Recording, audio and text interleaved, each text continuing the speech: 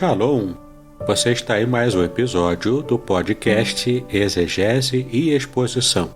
Exegese on Demand para você. Aqui é o Davidson Pignon, sou mestre em Ciências da Religião, pastor congregacional, professor de exegese bíblica no seminário e também publisher editorial.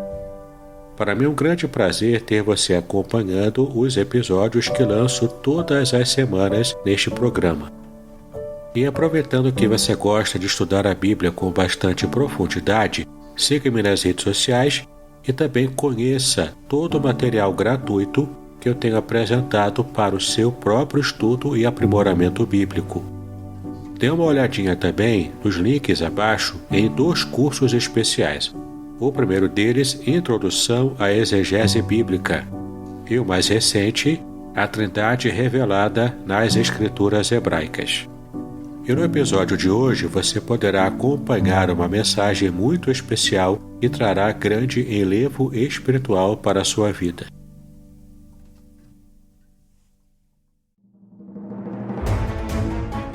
Podcast Exegese e Exposição. Exegese on Demand para você.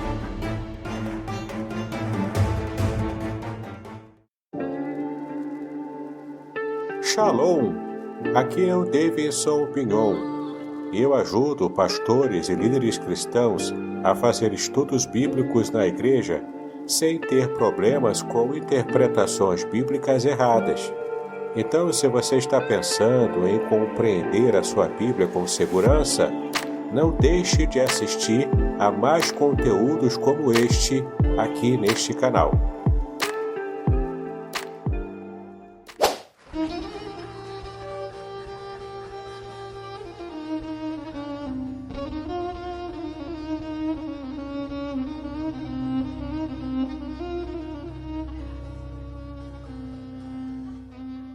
Shalom! Quero falar sobre o livro Revelações Originais do Salmo 23. Nesta obra, o reverendo Davidson Pignon nos convida a minerar pepitas de ouro escondidas no rico solo do Salmo 23. Todo livro é melhor compreendido em seu idioma original, em sua época original e em seu local original. Estamos distantes dos 3 no que diz respeito à Bíblia. Assim como o pastor guia as ovelhas, o reverendo tomará pela mão e o guiará em todo o trajeto para entender o Salmo 23 com todas as suas nuances que, infelizmente, se perdem em português. Numa época onde se tenta falsificar o sentido das escrituras utilizando os idiomas originais, o reverendo Pignon nos traz uma tradução correta do Salmo, e uma interpretação sóbria, sem exageros dos termos em hebraico que sofrem prejuízo na tradução para a língua portuguesa. Coisa horrível é comprar bijuteria pensando ser joia rara. Aqui não é o caso. Realmente você aprenderá a minerar pepitas de ouro com este livro. As minhas já estão guardadas no cofre. Você se surpreenderá e se emocionará com a profundidade dos sentidos das palavras do Salmo 23. Espero que este livro seja um refrigério para a sua alma, assim como foi para a minha. E que você entenda que, mesmo que esteja passando por um deserto escaldante agora, o Divino Pastor lhe guiará até águas frescas e tranquilas. Assim, para ter uma boa leitura, acesse o link na descrição.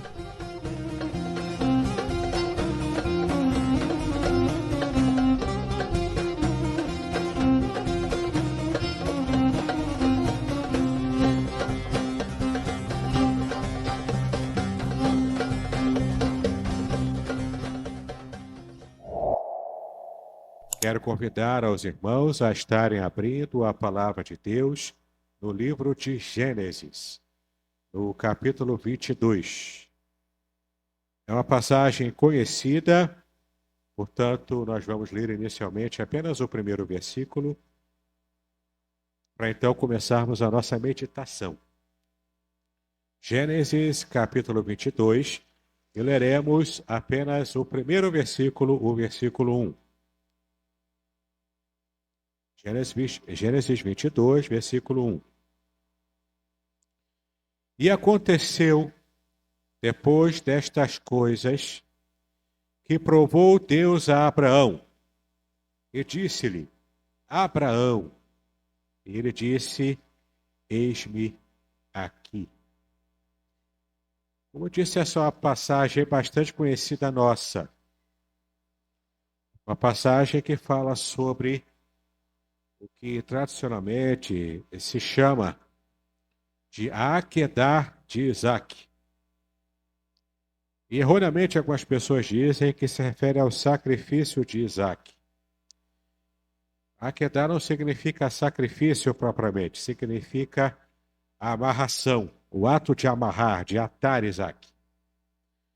E naquele momento, Abraão foi testado por Deus. Em muitas ocasiões, nós enfrentamos testes da vida espiritual.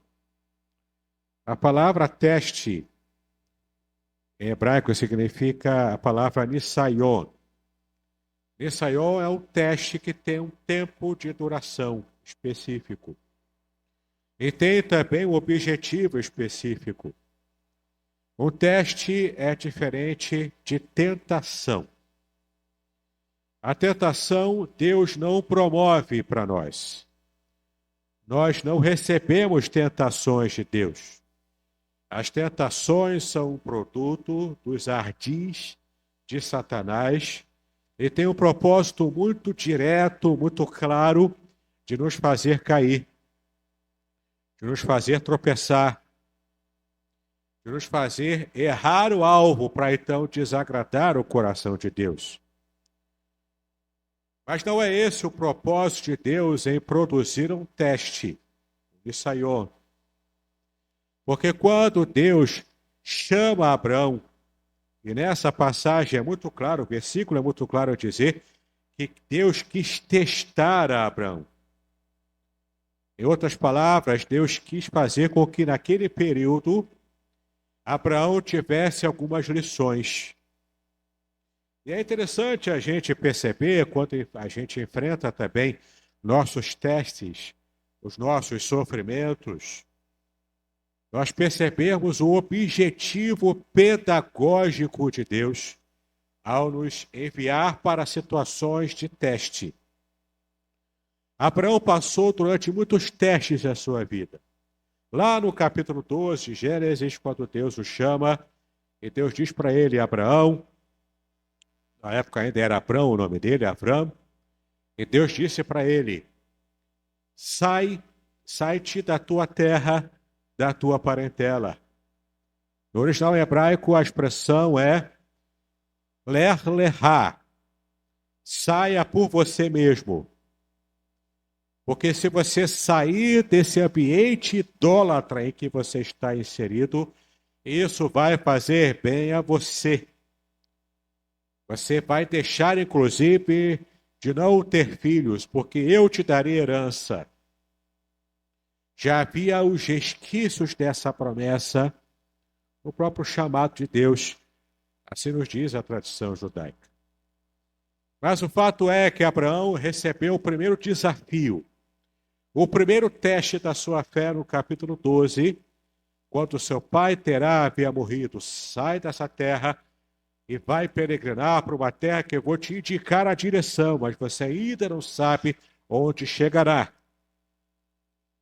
E Abraão aceita o desafio. Ele aceita o teste. E ele obedece prontamente à palavra de Deus. E da sua caminhada, ele passa por várias dificuldades. Numa pregação anterior, no capítulo 21 de Gênesis, eu estive pregando recentemente, eu também falei aqui sobre um teste que Abraão enfrentou. Quando em toda aquela situação envolvendo o seu primeiro filho, Ismael, e Abraão teve que lidar com uma escrava que era a mãe do seu filho, mas que era rixosa, ela não conseguia perceber o seu lugar na família, e sempre à distância vivendo, ela e o seu filho, sempre mantendo distância, não tendo proximidade com a família. Abraão, então, teve que lidar com o direcionamento que Deus deu, quando Deus disse para ele para que obedecesse a voz para quem atendesse, na verdade, a voz da sua esposa quando ela disse: olha, despede logo Agar, despede Ismael, porque eles não vão ter herança com o nosso filho. Após 20 a 25 anos em que Deus havia dado a promessa e Abraão esteve esperando o cumprimento com o nascimento de Isaac. Isaac significa risada, riso, porque de fato, tanto houve uma situação de um riso debochado de Sara, quando Deus disse para ela que ela ficaria grávida aos 90 anos. Também houve uma situação de incredulidade inicial ali, mas o próprio Deus foi trabalhando a fé de Sara, foi trabalhando a fé de Abraão. E eles foram percebendo que Deus estava de verdade falando a sério. Mas houve a situação de Ismael. E Abraão teve que ouvir a voz de Deus, perceber a vontade de Deus e então atender aquilo que Deus queria. Esse era um teste também. E Abraão também enfrenta o teste e é aprovado por Deus nesse teste. E agora temos o teste supremo. Isso porque você pode perceber que a passagem vai revelar alguns detalhes interessantíssimos que vão fazer você entender com clareza como estava o coração e a mente de Abraão quando ele recebe essa palavra de Deus. Vamos ler aqui no primeiro versículo. E aconteceu depois destas coisas que provou Deus a Abraão, e disse-lhe Abraão, ele disse, eis-me aqui. A palavra em hebraico é Hineni. A expressão Hineni, eis-me aqui, significa prontidão para o serviço. Abraão tinha essa característica, por isso ele era amigo de Deus. Ele não questionava as ordens de Deus. O que Deus mandava, ele obedecia prontamente. Para Abraão não tinha tempo ruim para obedecer a Deus. Abraão não esperava, não ficava protelando. Abraão não terceirizava as suas atribuições. O que Deus falava com ele, ele obedecia prontamente. Ele de fato disse, eis-me aqui, Hineni. No versículo 2, ele disse, toma agora o teu filho, o teu único filho, Isaque, a quem amas, e vai-te à terra de Moriá, e oferece-o ali em holocausto sobre uma das montanhas que eu te direi. Esse versículo 2 traz dos paralelos com o capítulo 12, quando a mesma expressão ler-lerá, saia por ti mesmo, aparece aqui. Essa mesma expressão, quando Deus fala para Abraão, sai-te por ti mesmo, toma o teu filho, o teu único filho, Isaque, a quem amas, e sai-te por ti mesmo à terra de Moriá. E lá eu vou te mostrar, quando chegar lá, eu vou mostrar qual monte em que você precisa fazer o teste supremo de sua confiança em mim. E é interessante também o modo como Deus fala com Abraão aqui no versículo 2, quando se refere a Isaque. Ele tem aqui várias formas de se apresentar a Abraão. Quando ele diz aqui, ó, toma agora, neste momento, imediatamente, o teu filho, o teu único filho, já está funilando, já está especificando. Não apenas o teu único filho, mas Isaque, a quem amas. Isaque é quem de fato você ama. E é interessante que também na língua hebraica, essa expressão a quem amas, ela vem antes do nome Isaque. Porque mais ou menos a ideia aqui é o seguinte, vai lá e toma o teu filho. Abraão pensou, mas eu tenho dois. Vou despedir, o outro está comigo, mas eu tenho dois. Então Deus fala, olha, pegue o filho a quem ama, pegue o filho, como diz aqui ó, no versículo 2, o teu único filho. Mas como assim único? Eu tenho dois, eu tenho inclusive Ismael, que foi o primeiro. Isaque foi o segundo. Então especifica, o filho a quem amas. Mas eu amo os dois. Eu amo Ismael, amo Isaac. De fato, Abraão sofreu muito para despedir Ismael. Então Deus especifica para Abraão: é Isaac. Se você não está entendendo, Abraão, é Isaac. Eu estou pedindo, Isaac, para que você o ofereça a mim. Versículo 13. Então se levantou Abraão pela manhã, de madrugada, no dia seguinte, imediatamente, nas primeiras horas da manhã, abordou o seu jumento e tomou consigo 2 de seus moços, e Isaque, seu filho, e cortou lenha para o holocausto, levantou-se e foi ao lugar que Deus lhe dissera. Parte então Abraão de Berseba até Moriá, uma região específica em Jerusalém. Essa era uma viagem a pé de 3 dias. E percebam os irmãos uma coisa: Abraão era muito rico, tinha muitos servos. Ele não se dignou a pedir aos seus servos que fizessem o trabalho pesado. Ele acordou, ele preparou tudo, preparou a lenha, ele próprio preparou tudo, colocou em cima do seu jumento, pediu 2 servos para o acompanharem, mas ele tomou, por obediência, a iniciativa, a proatividade de fazer tudo. E olha que interessante também. Ele fez tudo, tomou consigo 2 dos seus servos, e Isaque, o seu filho, cortou a lenha para o holocausto, levantou-se e foi ao lugar que Deus lhe dissera. Ao 3º dia, levantou Abraão os seus olhos e viu o lugar de longe. Como disse, 3º dia, porque a viagem demorou 3 dias. Porque Deus pede que Abraão saia de Berseba, ande 3 dias para chegar até Moriá. E essa região de Moriá, especialmente o monte onde Deus pede o sacrifício de Isaque, é exatamente o local hoje em Israel, em Jerusalém, onde está colocada lá a cúpula dourada, a cúpula da rocha, aquela mesquita muçulmana. Ali é chamada até hoje a esplanada do templo, ou o monte do templo, porque de fato foi nesse monte em que Deus mandou que Abraão sacrificasse o seu filho.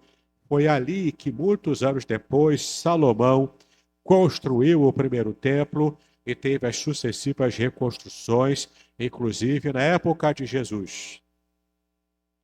Naquele mesmo lugar onde hoje é a mesquita esplanada da rocha. E nós temos aqui o versículo continuando, nos falando no versículo 5.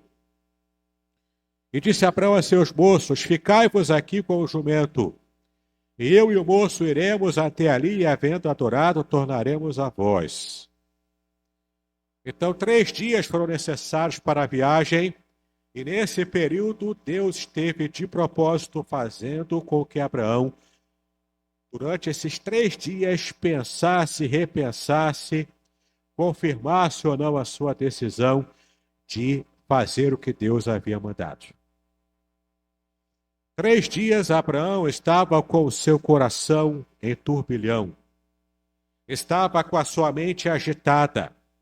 Quem sabe durante esse trajeto recebendo tentações do próprio Satanás, talvez sugestões da sua mente dizendo: por que você vai fazer isso? Isso é uma loucura. Deus nunca pediu para sacrifícios humanos, são deuses pagãos. De onde você vinha, são esses deuses que pediam sacrifícios de criança. Por que você vai obedecer a essa voz que você ouviu? Tem certeza que você vai fazer isso?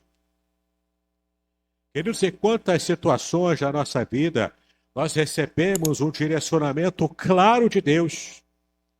Um direcionamento perfeito, claro, onde não há dúvidas. E mesmo assim, Satanás vai tentando minar a nossa fé, a nossa confiança, com aquela sementinha de dúvida. E isso pode, se deixarmos, quebrar a nossa confiança, porque essa dúvida tem o poder de crescer e sufocar a fé que uma vez nasceu em nosso coração. Abraão foi testado também nesses 3 dias de caminhada, junto com o seu filho. E para que não haja dúvidas, Isaque aqui já não era uma criança. Segundo a tradição judaica, ele devia ter aproximadamente entre 25 e 30 anos de idade. Portanto, já um jovem, com todo o vigor físico, obedecendo seu pai a cada passo, a cada instante, porque o texto diz que os dois caminhavam juntos. Os servos ajudando, mas os dois caminhando juntos em plena comunhão, em plena concordância.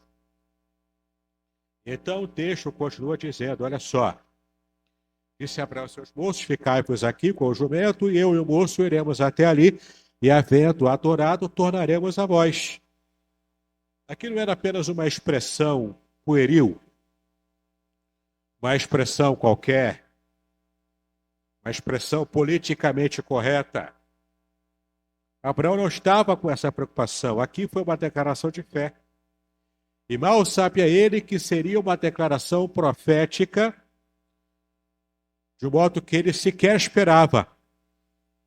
De fato, ele estaria subindo com o jovem, adorando a Deus e depois descendo junto com o jovem. E tomou Abraão, versículo 6, e tomou Abraão a lenha do holocausto e pô-la sobre Isaque, colocou sobre as costas de Isaque. A lenha que seria usada para o holocausto. Colocou sobre o Isaque, seu filho, e ele tomou o fogo e o cutelo na sua mão, e foram ambos juntos. O fogo aqui se refere a alguma pedra que tinha uma combustão fácil, e isso era usada para acender o fogo.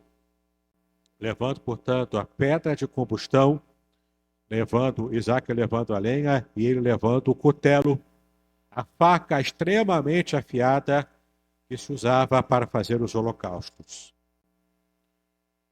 Isaque até então estava calado. Não sabemos se Sara sabia ou não do que estava acontecendo. Em geral, mulher tem o sexto sentido, mulher percebe coisas que o ser humano, que o homem, não percebe. Mulher percebe coisas que o homem, em geral, não percebe. Então, o que temos aqui? Temos a possibilidade, não a certeza, mas a possibilidade de que ou Sara sabia de tudo ou percebeu alguma coisa estranha e teve a mesma fé de Abraão, talvez estava em casa orando, ou ela sabia e de alguma forma não teve fé suficiente para lidar com esse tipo de teste que Deus estava fazendo, ou simplesmente não sabia de nada. Mas o fato é que o texto não se refere a Sara nem à reação dela. Mas o texto fala sobre Isaque. Isaque é até então calado, no versículo 7 ele fala. Então falou Isaque a Abraão, seu pai, e disse, meu pai, e ele disse, eis-me aqui, meu filho. E ele disse, eis aqui o fogo e a lenha, mas onde está o cordeiro para o holocausto? A mesma expressão, Rinene, eis-me aqui, Abraão disse para Isaque. Isso quer dizer que era uma postura geral da vida de Abraão, uma postura universal em tudo o que ele fazia, de estar sempre disposto, sempre atento, sempre pronto a fazer o que pediam a ele. Não apenas Deus, mas também sua família, seus amigos, aqueles que conviviam com ele.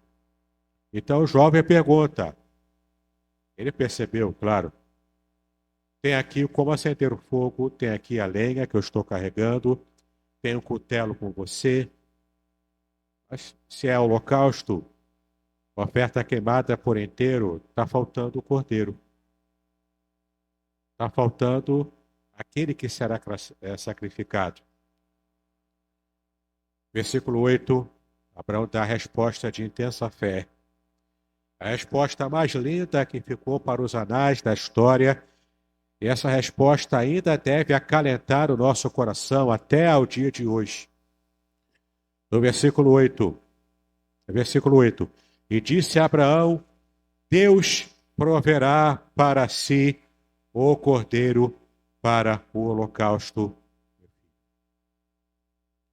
No original hebraico está Deus verá o cordeiro. O verbo ver no sentido de prover. Como também falamos assim hoje, nos nossos dias, né? Quando a mulher pede para o marido, vai lá comprar pão, e o marido diz, pode deixar que eu vou ver isso para você. É ver no sentido de provisão, de prover. E o texto diz, então, que Abraão teve uma fé tão grande em Deus que ele disse para o seu filho Isaque, Deus verá, Deus proverá, porque Deus vê o que nós não podemos ver. A fé de Abraão era tão grande em Deus que ele sabia que Deus estava enxergando uma realidade acima da que ele próprio, como pai, que amava o filho, que estava com o coração em chamas, mas ele sabia que Deus estava enxergando. Porque não apenas Deus estava enxergando Abraão, mas Abraão também enxergava a Deus, porque já andava com Deus há cerca de 50 anos. Temos aqui então um pai com o coração doído, mas ele dizendo, Deus proverá para si o cordeiro para o holocausto. Assim o versículo 8 termina, assim caminharam ambos juntos.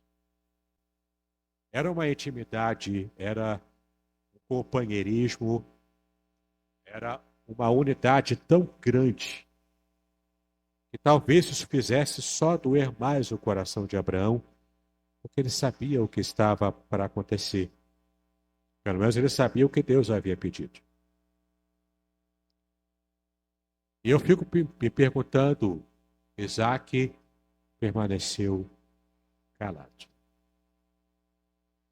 Isaque não devia ser um jovem com pouco conhecimento.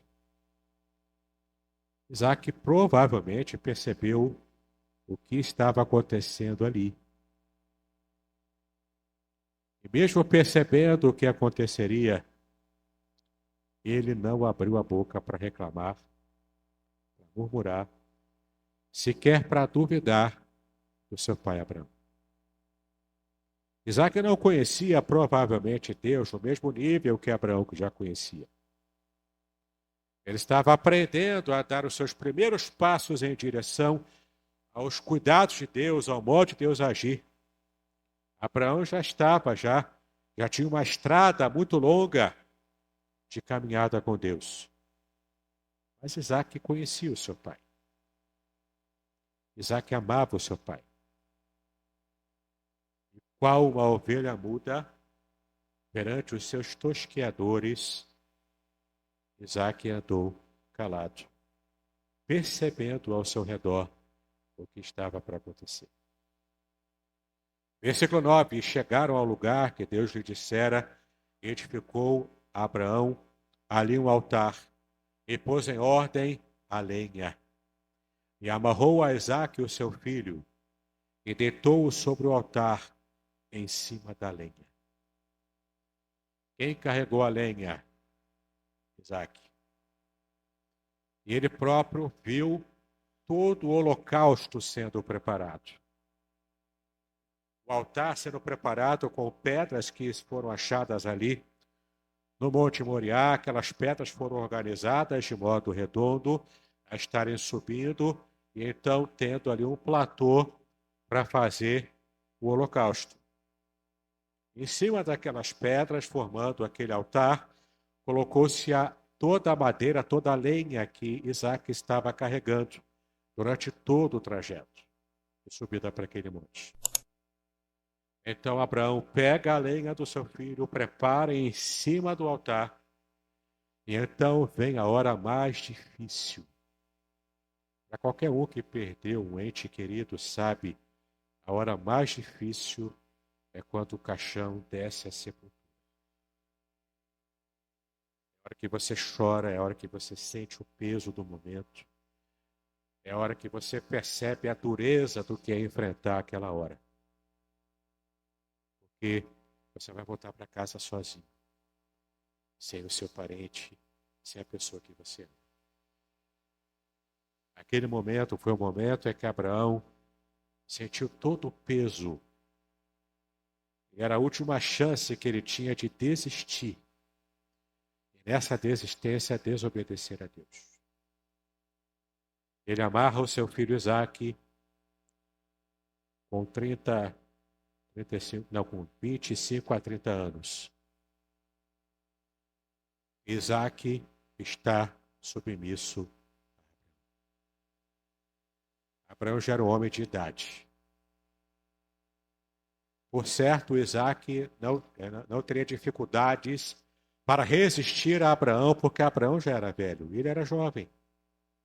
Isaque tinha muito mais força do que Abraão. Ele podia brigar com o seu pai. Ele podia dar uma de rebelde, sem causa. Peraí, o que está acontecendo aqui? Eu já estou entendendo tudo, eu não vou me submeter a isso, o senhor está louco. Vamos parar com essa palhaçada agora. Isaque, calado, se submete a Abraão quando ele começa a amarrar o seu filho de 30 anos de idade. Isaque deitado sobre a lenha que ele mesmo carregou, inclusive uma aplicação direta ao próprio Cristo, que ele próprio carregou a sua cruz, o Calvário ali. Isaque estava, nesse momento, representando Cristo. Isaque é amarrado, então, em cima daquele madeiro. E como que se amarrava? Ele foi amarrado por trás, amarrou as mãos, amarrou os pés também, os dois pés, e as mãos e os pés amarrados e atados de uma coisa só. Uma amarração só. Naquela circunstância agora, Isaque já não tinha como sair. Ele estava atado. Para Isaque não tinha mais como ser um rebelde. Essa chance já havia passado. Eu não sei se os irmãos têm ideia de como é o sacrifício de um cordeiro em holocausto. Primeiro se amarra o cordeiro, as patas traseiras e dianteiras amarradas, pega o cutelo, passa pelo pescoço, pela garganta do cordeiro, o sangue escorre, o cordeiro já fica ali sem ter como resistir. Então, pega-se o cordeiro, coloca de cabeça para baixo e deixa o sangue inteiro escorrer sobre o altar. Depois que o sangue inteiro escorre, coloca a carcaça ali. Aí sim, vai esquartejar o cordeiro, vai dispor ali no altar as partes do cordeiro e vai colocar fogo no cordeiro e não vai sobrar nada daquele cordeiro. Tudo é queimado até virar cinza, até virar pó. Uma oferta em holocausto que é agradável ao coração de Deus. Você imagina Abraão, a cada passo que dava naqueles 3 dias, ele imaginando a cena do que seria se ele tivesse de verdade que fazer aquilo com o seu filho Isaque. Quando chega ali no momento derradeiro, Isaque amarrado, tudo pronto, Abraão pega o cutelo, levanta o cutelo, então ele ouve a voz. Abraão, Abraão, mostrando urgência, mas ao mesmo tempo mostrando carinho. Não faça nada com o seu filho. O texto diz que era Jesus ali falando com ele, porque a palavra diz que era o anjo do Senhor no Antigo Testamento falando com Abraão. O mensageiro de Yahvé, com quem Abraão já tinha também relações, já estava conversando, já tinha comunhão, ele diz, olha só, pode parar agora, não vai fazer nada com o seu filho. Porque o anjo do Senhor falando, eu já entendi, já percebi, já vi que você aceitou o teste e agora você foi aprovado. De fato, Abraão conhecia Deus. Ele sabia que Deus não levaria à frente todo aquele ato do sacrifício, ou pelo menos, se fosse para levar à frente, com todo o terror que estava no seu coração, Como Hebreus diz, Hebreus capítulo 11, 17 a 19, que nós lemos no começo do culto, nós vimos ali que Abraão tinha a certeza de que Deus, pelo menos, traria o seu filho de volta à vida, mesmo que fosse levado a cabo todo aquele sofrimento que ele estava passando. Mas então o anjo fala para Abraão: pode parar, não leva mais à frente isso. Imagino Abraão soltando o cutelo, respirando aliviado, aquela sensação de alívio, talvez com lágrimas, provavelmente com lágrimas abundantes nos seus olhos, ele chorando, porque em vez de ser o sangue do seu filho jorrando sobre o altar, agora eram ali as suas lágrimas. Ele chorando copiosamente, ouvindo a voz do anjo, o respiro aliviado de quem estava agora entendendo o que de fato estava acontecendo. E o anjo aponta, então Abraão percebe ao longe um carneiro preso pelos chifres em um arbusto. E ali está o sacrifício. Ali é que vai acontecer de verdade a sua adoração a Deus nesse momento. Todo ato, em todo o trajeto de Abraão com o seu filho Isaque, aquele momento difícil para ele era um ato de entrega e de adoração.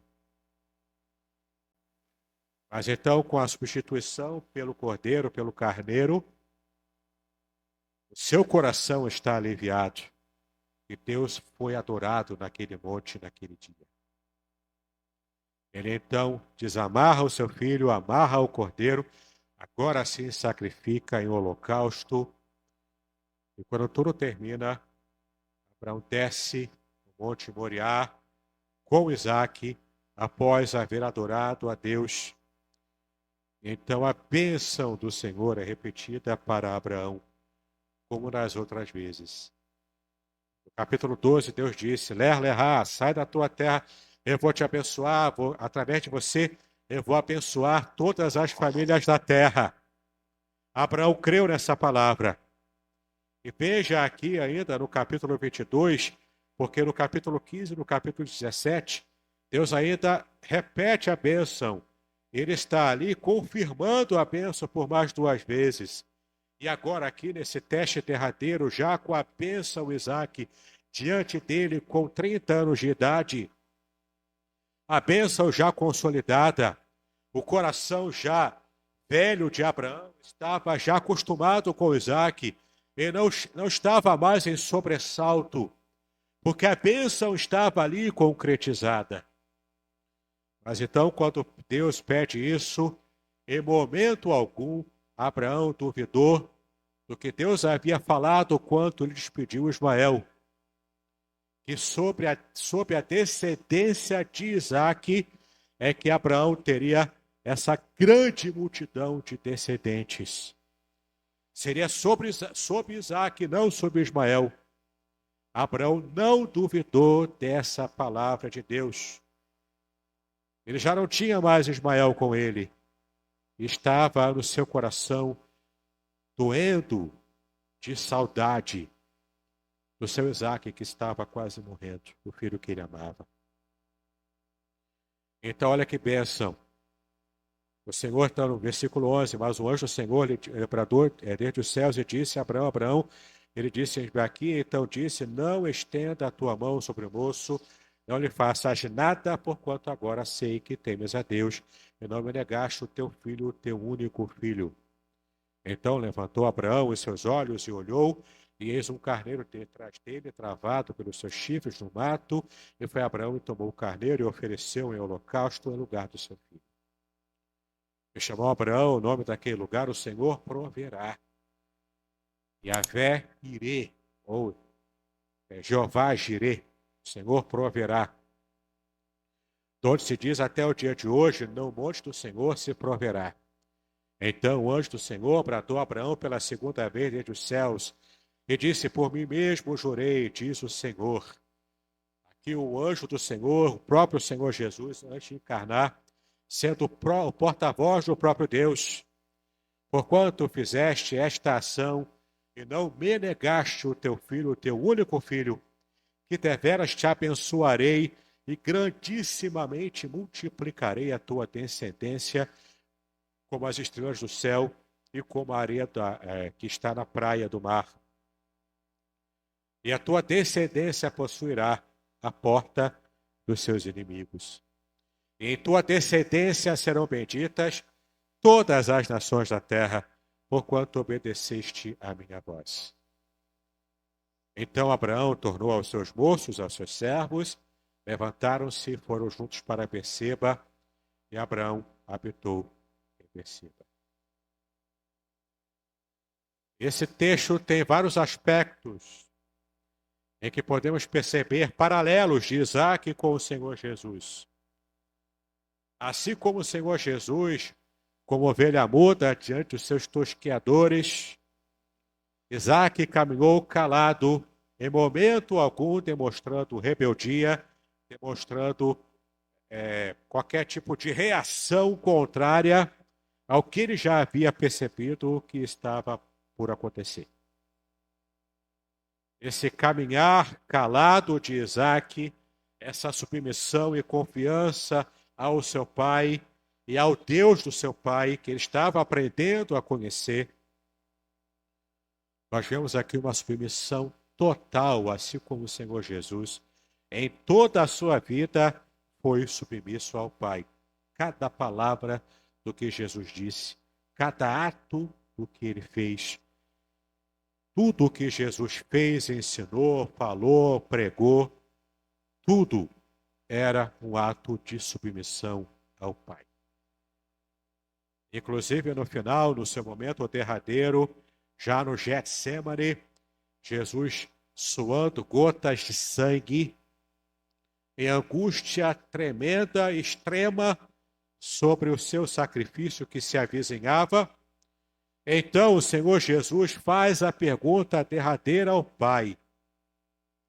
Assim como Isaac conversa com Abraão, o seu pai, Jesus pergunta para o seu pai, para Deus: Pai, se possível, passa de mim esse cálice. Ali o seu coração angustiado estava se derramando diante do Pai. O desejo dele é que não enfrentasse o que ele estava por enfrentar. Mas, contudo, seja feita conforme a tua vontade. O cálice que foi retirado de Isaac, naquele momento em que Isaac foi substituído pelo carneiro, e naquele momento ele estava representando a igreja do Senhor Jesus, cada um de nós. E estávamos para sermos sacrificados, mortos pelos nossos pecados. Mas Cristo nos substituiu, como o cordeiro substituiu Isaac. O suspiro de alívio no coração do próprio Isaac, do próprio coração de Abraão também, não se viu no coração de Jesus, porque o cálice não foi retirado dele. Mas ele se submeteu ainda assim, totalmente, completamente ao Pai. Foi da vontade de Deus que Jesus enfrentasse o que enfrentou na cruz do Calvário. Há aquela pergunta histórica em toda a época de Páscoa: quem matou Jesus? Foram os romanos? Foram os judeus? Quem matou Jesus foi o próprio Deus. E o que motivou o coração do Pai a enviar Jesus para morrer daquele jeito? O meu pecado, o seu pecado, a humanidade perdida. Isso motivou o coração do Pai a enviar Jesus para morrer em nosso lugar. Tal como o cordeiro que substituiu Isaac, nós fomos substituídos naquela cruz pelo Senhor Jesus, para que nós possamos hoje ter vida abundante. Porque sim, Deus providenciou a nossa salvação. Jeová Jirê providenciou o Cordeiro que foi morto desde a fundação do mundo, para trazer vida abundante, vida eterna a cada um de nós. Portanto, nós percebemos aqui a obediência de Abraão, a obediência de Isaac. Podemos aprender também com esse ato de obediência completa e total a Deus. Nesse momento eu quero perguntar a você, diante de tudo que você ouviu agora nessa mensagem,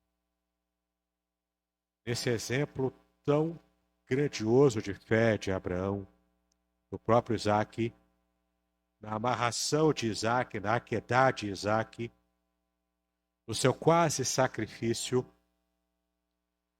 e principalmente em Cristo Jesus, o seu projeto de obediência completa e total a Deus, inaugurando o reino de Deus e trazendo salvação para nós.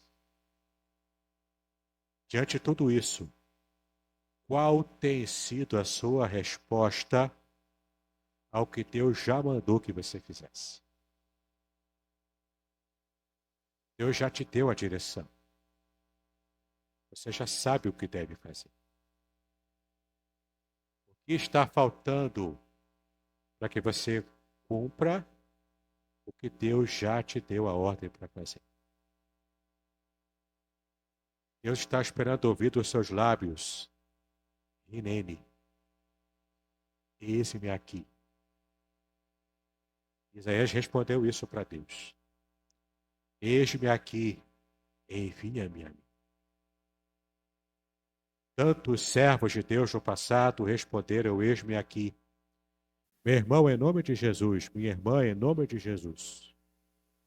Se Deus falou com você, responda: Hineni, eis-me aqui.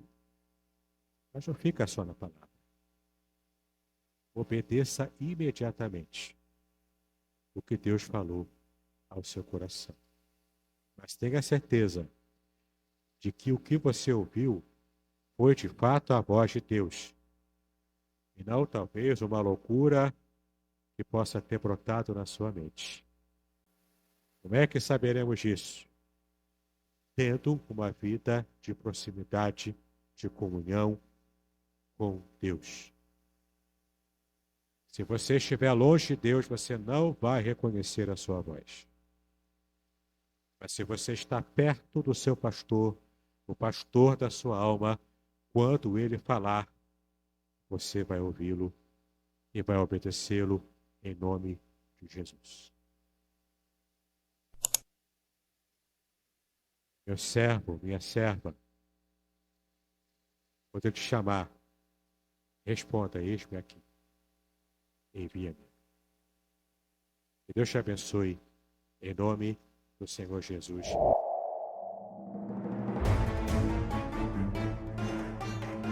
Muito bem, agora o que eu gostaria de ver é a sua participação.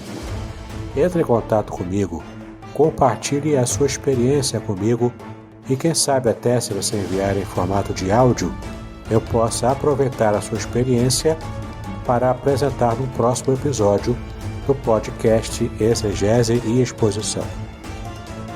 Eu sou Davidson Bignon e eu ajudo pastores e líderes cristãos a fazer estudos bíblicos da igreja, sem terem problemas com interpretações erradas. Se você então está pensando em compreender a sua Bíblia com segurança, não deixe de assistir a mais episódios como este aqui. Então, assine o canal, acione o sininho, curta, comente e também compartilhe. Ajude-me a ampliar o alcance com estudos bíblicos de qualidade na internet. Que Deus abençoe os seus estudos, paz e bênção sobre a sua vida.